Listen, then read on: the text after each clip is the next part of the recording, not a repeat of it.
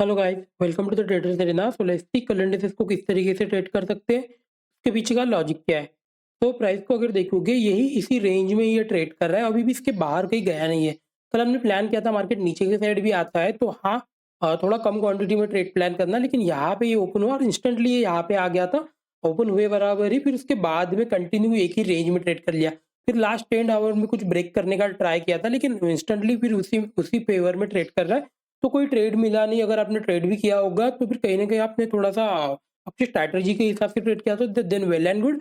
लेकिन अगर अननेसेसरी इसके बीच में अगर ट्रेड किया तो कहीं न कहीं आपके साइकोलॉजी में थोड़ा प्रॉब्लम है। कहीं न कहीं आपको उसको चेंज करना चाहिए, आपको मोमेंटम एरियाज़ के लिए वेट करना चाहिए। अभी अगर देखोगे, कल हमने प्लान किया था इसके ऊपर जब निकलेगा तभी बाय करेंगे, या तो फिर मार्केट इसके नीचे आना चाहिए तब क्वांटिटी कम करके ट्रेड प्लान करेंगे, बिकॉज़ यहाँ पे कहीं न कहीं एक और एक रेजिस्टेंस है, मार्केट नीचे आ सकता है। अभी अगर देखोगे किस तरीके से ये दिख रहा है, फिर से अगर देखोगे ये एरिया भी मल्टीपल टाइम रिटेस्ट हुआ है और ऊपर के साइड ये एरिया कहीं न कहीं मल्टीपल टाइम रिटेस्ट हुआ है। तो सिंपल रखेंगे, कल अगर मार्केट लेट्स सी थोड़ा-सा अगर लेट्स सी यहाँ पे फ्लैट अगर ओपन होता है, तो अगर मार्केट नीचे की साइड आता है तो हाँ, सेलिंग करेंगे। 46,300 तक हमारा एक पहला टारगेट हो जाना चाहिए। फिर अगर मार्केट यहाँ से और नीचे आ रहा है तो हाँ, पोजिशनल ट्रेड के लिए प्लान कर सकते हैं। फिर एक बड़ा मोमेंटम मिल सकता है। बाइंग के लिए तभी प्लान करना, इसके ऊपर कहीं तो बाइंग के लिए प्लान करना, लेकिन क्वांटिटी थोड़ा कम रखना। इसको आने दो, एक दिन यहाँ पे क्लोज करने दो 47,000 के ऊपर, या तो निकलने दो या तो यहाँ पे क्लोज करने दो। जब तक ये 47,000 के ऊपर नहीं आता तब तक एग्रेसिव बाइंग नहीं आने वाली है। फिर यहाँ से अगर ऊपर के साइड निकलता है तो हाँ, एग्रेसिव बाइंग आ सकती है। आई होप ये पॉइंट आपको समझ में आ रहे होंगे।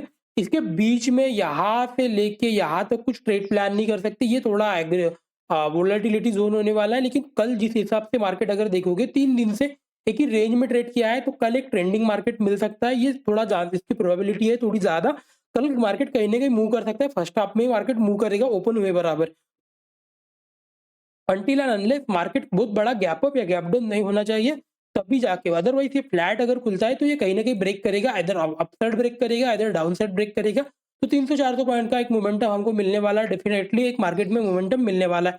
तो एक प्रॉफिटेबल ट्रेड मिल सकता है, और फिर अगर वो कंटिन्यू होता है, मार्केट अगर इसके ऊपर या तो इसके नीचे 46,200 के नीचे अगर क्लोज कर रहा है, तो फिर कहीं न कहीं ये ट्रेंडिंग जा सकता है, मार्केट एक बड़ा मोमेंटम दे सकता है। आई होप ये पॉइंट आपको समझ में आ रहे होंगे। लेट्स सी निफ्टी फिफ्टी को देख लेते हैं। निफ्टी फिफ्टी को अगर देखोगे, कल हमने इसमें प्लान किया था, सेलिंग के लिए कोई सिनेरियो दिख नहीं रहा है। मार्केट को एक दिन नेगेटिव क्लोज करने दो, तभी जाके कुछ सेलिंग के लिए प्लान करेंगे। अभी भी अगर देखोगे कहीं न कहीं ये पॉजिटिव ही क्लोज दिया है, कोई नेगेटिव अभी इतना बना नहीं है। तो नेगेटिव जब तक होता नहीं है तब तक हम नेगेटिव के लिए प्लान नहीं कर सकते। तो सिंपल रखेंगे, कल अगर लेट्स सी अगर फ्लैट खुलता है, अगर ऊपर के साइड निकलता है तो हाँ, बाइंग के लिए प्लान करेंगे, लेकिन कम क्वांटिटी में। 22,150 के ऊपर ही थोड़ा एग्रेसिव बाइंग के लिए प्लान कर सकते हैं। यहाँ पे मार्केट थोड़ा-सा हॉल्ट होना चाहिए। 50 मिनट हो गया, 30 मिनट्स हो गया, फिर मार्केट अगर ब्रेक कर रहा है तब एक बाइंग का मोमेंटम यहाँ पे मिल सकता है। सेलिंग के लिए तभी प्लान करना जब मार्केट 21,900 यहाँ अगर इसके नीचे आता है। जब तक ये 21,800 के नीचे क्लोजिंग नहीं देता तब तक मैं एग्रेसिव बाइंग सेलिंग के लिए प्लान नहीं करूंगा। लेकिन हाँ, थोड़ा अगर ये नेगेटिव ओपन होता है, प्राइस एक्शन के साथ सेलिंग के लिए प्लान करेंगे, लेकिन quantity come, slow and steady थोड़ा सेलिंग के लिए प्लान करेंगे। एक दिन इसको क्लोज करने दो 21,800 के नीचे, फिर ये एग्रेसिव सेलिंग के लिए नीचे आ सकता है, एक बड़ा मोमेंटम हमको देखने को मिल सकता है। बिकॉज यहाँ पे अगर थोड़ा सा जूम आउट करके देखोगे किस तरीके से प्राइस बन रहा है, सिंपली प्राइस को अगर देखोगे, ये यहाँ से अगर देखोगे, ये रेंज से लेके ये रेंज में ये ट्रेड कर रहा है। तो ये सब रेजिस्टेंस होने वाले, ये जब भी नीचे के साइड आएगा तो ये रेजिस्टेंस हिट करते हुए आएगा, तो ये मोमेंटम जो रहेगा ये स्लो रहेगा। तो इसलिए बेटर है 21,800 के नीचे आके क्लोज करने दो। फिर अगर ये नीचे के साइड निकलता है तब एक बड़ा मोमेंटम हमको मिलेगा। बाइंग के साइड सिंपल रखेंगे, या तो मार्केट बहुत बड़ा गैप अप खुले, गैप अप खुलने के बाद सस्टेन होना चाहिए, फिर ब्रेक करता है तब जाके एग्रेसिव हो सकते हैं। अदरवाइज गैप अप खुला तो ये पहले सेलिंग के लिए ही आएगा, तब जाके फिर से सेलिंग का ही ट्रेड मिलेगा। तो इसलिए सेलिंग के लिए भी फिर एग्रेसिव नहीं हो सकती, बिकॉज नीचे के साइड रेजिस्टेंस है, तो इंट्राडे ट्रेड मिलेगा। लेकिन अगर ये बाइंग के साइड अगर थोड़ा सा फ्लैट खुले, या तो यहाँ से ऊपर के साइड निकले, या तो ये फ्लैट खुले, यहाँ से थोड़ा सा ऊपर के साइड निकले, या फिर यहाँ पे हॉल्ट करे फिर ब्रेक करे, ये एक एग्रेसिव ट्रेड मिलेगा।